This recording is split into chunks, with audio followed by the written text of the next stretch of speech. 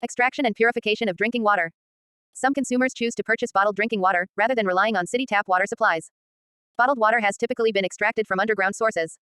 If water exists underground, but has no natural exit points, bottling companies may construct a water table well by drilling down to extract water from an unconfined aquifer. This is done when the Earth's natural water level, known as a water table, is much lower than the Earth's surface. In some cases, as with a valley or gully on a mountain, the level of the water table may be higher than the Earth's surface, and a natural spring can emerge.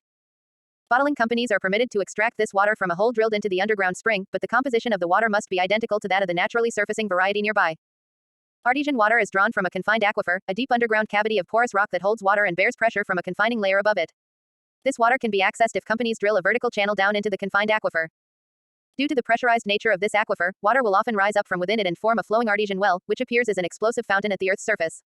However, this only occurs when the surface is lower than the natural water table. If the surface is not lower than the natural water table, it is still possible to draw artesian water by using an extraction pump. Some bottled water is advertised as purified, which means it has been subjected to a variety of different cleansing processes. A common filtering procedure, known as reverse osmosis, involves the water being pressed through microscopic membranes that prevent larger contaminants from passing through. The microscopic size of these holes is such that they can even obstruct germs, but they are most effective against undesirable materials such as salt, nitrates, and lime scale.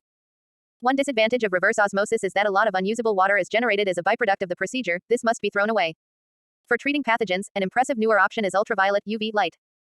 Powerful UV light has natural antibacterial qualities, so this process simply requires water to be subjected to a sufficient strength of UV light as it passes through a treatment chamber.